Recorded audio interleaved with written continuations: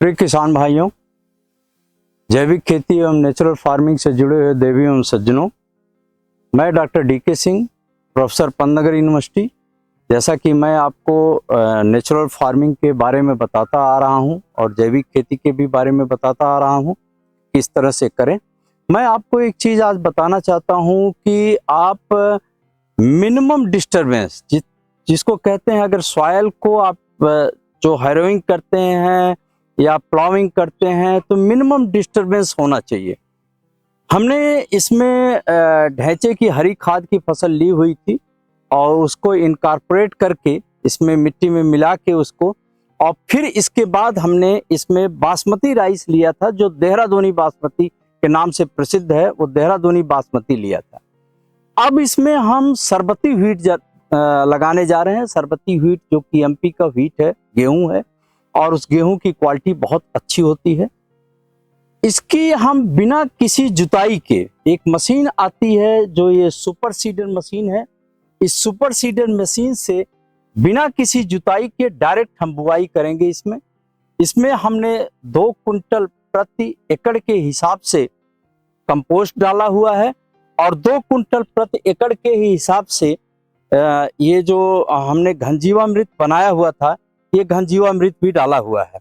देखिए, बहुत अच्छा घनजीवामृत हमारा बन के तैयार है। ये हमने डाला हुआ है। अब इसमें जो बीज दर होता है वो 40 किलो प्रति एकड़ के हिसाब से या 100 किलो प्रति एकड़ के हिसाब, हेक्टेयर के हिसाब से इसमें डाला जाता है। वो बीज हम सरबती का इसमें डाल दिए हैं। अब ये मशीन जो है ये सीधी बुआई कर देगी। कोई इसमें किसी भी प्रकार का कोई इसमें हैरो या कुछ भी नहीं चलाया गया है।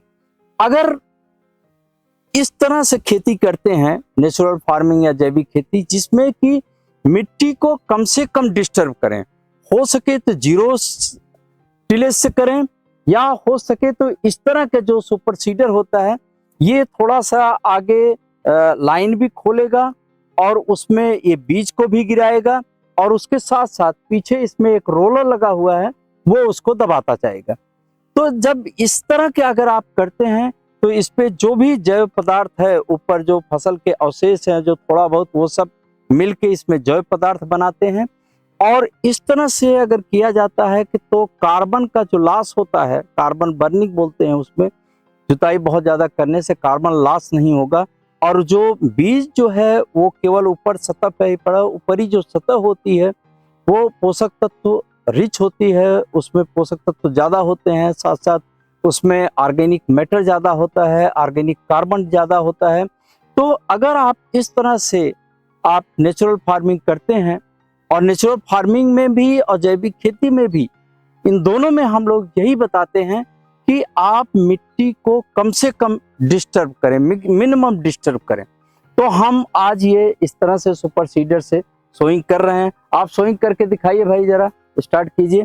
और इसमें देखिए बिल्कुल ये डायरेक्ट सोइंग करेगा। और हमने और जगह पे भी सोइंग करवाया है, इसमें बहुत अच्छा जर्मिनेशन और बहुत बढ़िया गेहूं हो जाता है। आप अभी देखेंगे ये ऐसे इसी तरीके से आप सोइंग कर रहा है, ये सीधे सीधे।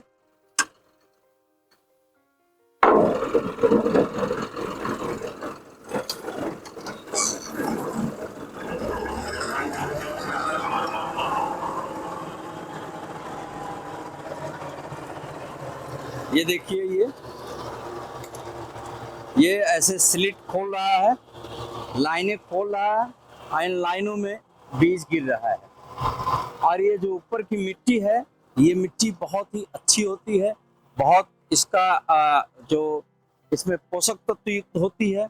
इस तरह की अगर आप जैविक खेती या नेचुरल फार्मिंग करेंगे तो आपको एक तो इससे लागत बहुत कम होगी। किसी भी प्रकार की कोई हैरोइंग या किसी भी प्रकार कोई ट्रैक्टर और नहीं चलाया गया है। लागत के साथ साथ ये हमारे जो उत्पादन पे इसका बहुत ही अनुकूल प्रभाव पड़ता है।